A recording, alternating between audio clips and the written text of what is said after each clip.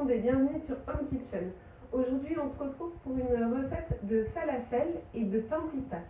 Oui, parce qu'en fait, c'est vraiment une histoire d'amour entre moi et les falafels. Ça fait longtemps que j'essaye et je me demandais pourquoi ils s'effritent toujours dans la casserole au moment de la friture.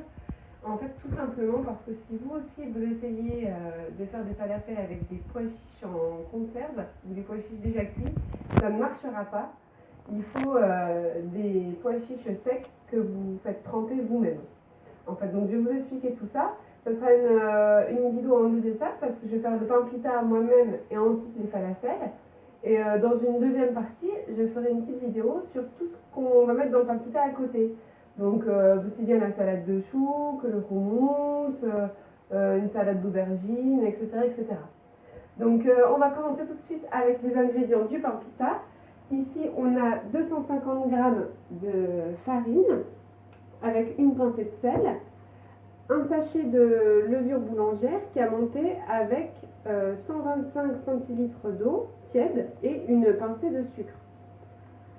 Et donc ici on a des pois chiches qu'on a achetés secs, surtout pas en conserve parce que sinon ça ne tiendra jamais à la cuisson ou au four, qu'on a fait tremper pendant une nuit voire 24 heures, c'est encore mieux, un oignon, 3 gousses d'ail, de la coriandre, de la menthe du jardin, du sel, du poivre, de l'ail semoule, surtout du cumin, du paprika doux, on pourrait mettre aussi un tout petit peu de piment cayenne mais c'est facultatif, et du sésame. Donc on va commencer tout simplement par mettre l'eau, la levure dans le saladier pour faire une belle pâte. À faire un puits à mélanger avec la fourchette. Et après, au fur et à mesure, on va venir bouler la pâte avec la main, bien la pétrir pour qu'elle devienne très souple, comme une pâte à pizza presque. Vraiment très souple, et on va la laisser reposer pendant une demi-heure, en fait tout le long qu'on s'occupe de nos falafels. Donc voilà, là on a formé la boule et on va continuer à la pétrir pour la rendre plus souple. Donc peut-être pendant au moins 5-10 minutes. Alors, une étape qui n'aurait l'air de rien mais qui a toute son importance et qui est même cruciale, c'est de bien essuyer les pois chiches, même après qu'ils aient été égouttés, parce que sinon ça ne va pas du tout faire une pâte, ça ne va pas s'agglomérer. Donc il faut vraiment les sécher avec insistance, même si ça a l'air de rien, vraiment il faut être bien sûr qu'ils soient secs avant de les mettre dans votre robot mixeur. Là on a mis nos pois chiches bien séchés, la coriandre, la menthe, l'oignon, l'ail et nos épices, donc le sel, le poivre, le cumin.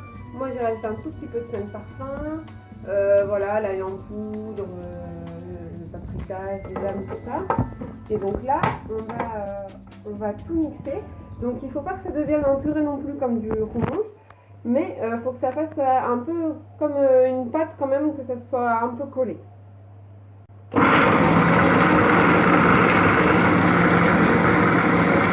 Donc quand on a terminé de bien mixer, vous voyez, on peut, en pressant simplement la pâte comme ça, normalement, vous devez arriver à faire des boules. Donc juste en la serrant simplement entre ses mains, la pâte devient facilement une boule, mais vous voyez, c'est pas comme de la purée complètement, quoi. Donc en même temps, on fait chauffer notre huile et on peut aussi même faire chauffer notre poêle avec un petit peu d'huile d'olive pour faire peut-être en même temps un peu pain pita et un falafel. Donc on dépose dès que l'huile est chaude. La première boulette, on peut s'aider de quelque chose pour pas trop que ça éclate. Comme vous voyez, les premiers falafels sont déjà cuits. Alors vous pouvez bien évidemment les faire tout petits, hein, ne vous laissez pas emballer, moi parce que j'ai toujours la folie des grandeurs, mais vous pouvez les faire à la taille que vous voulez. Ils sont magnifiques, ils sont bien dorés. Et alors pour les pains pita, en fait vous faites un rond, comme ça vous séparez la pâte en 5-6 petites boules, vous faites des petits disques de la taille d'un pancake ou un peu plus gros comme vous aimez, et ensuite on va les faire dorer 2 minutes de chaque côté. Hop là. À la fin, on pourra l'ouvrir en deux et le garnir de ce qu'on aime. Je vous réserve d'ailleurs une petite surprise à la fin de la vidéo. Voilà, nos boulettes sont prêtes. Les pizzas, les deux dernières terminent d'être prêtes. Donc moi, j'en ai fait à peu près pour 2 personnes. Hein. Et donc là, je vais vous montrer avec quoi on peut accompagner dans la pizza. Donc on a des pois chiches qui ont, donc après trempage, on cuit 20 minutes pour juste d'être ramolli. Un petit peu d'eau, un petit peu d'huile d'olive. On n'oublie pas surtout le thym.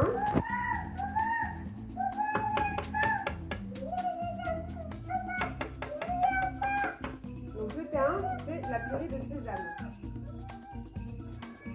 Au magasin bio, on met du jus de citron. Et après, c'est simplement l'assaisonnement. Donc du sel, du poivre, un tout petit peu de piment doux, de l'ail en semoule et surtout du cumin. Voilà, il ne reste plus qu'à mixer. Là pour le baba ganoush, c'est pareil. En fait, on a mis une aubergine dans le four à 200 degrés. Donc elle a complètement fondu avec la peau et tout. Et donc on refait pareil, on remet du thym. Voilà. De l'huile d'olive. Du jus de citron. Et en fait, ça va être le même assaisonnement que pour le houmous. Donc sel, poivre, ail, cumin.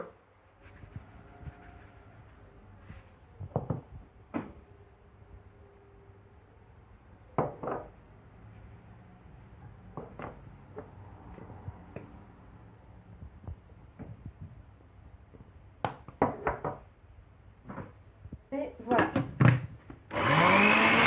Alors, je vais vous montrer comment on mange correctement des falafels. Donc, on ouvre la pita en deux. On met d'abord du houmous. On badigeonne un petit peu avec amour. Ensuite, on met du baba ganoush, donc le caviar d'aubergine. Si vous êtes fervent du piquant, on peut mettre de la harissa. Moi j'aime bien mettre une petite feuille de salade croquante. Ici il y a une petite, un genre de coleslaw, une petite salade de choux. Donc voilà, pour un petit peu les crudités. On vient de déposer nos falafels. Et voilà. On a un sandwich pita avec des falafels. Alors, j'espère que ça vous a plu. Retrouvez-moi dans la partie 2 pour plus de salades israéliennes pour compléter le sandwich pita, comme la salade ajida ou la macrouvia, bien d'autres encore. Je vous souhaite bon appétit et à bientôt.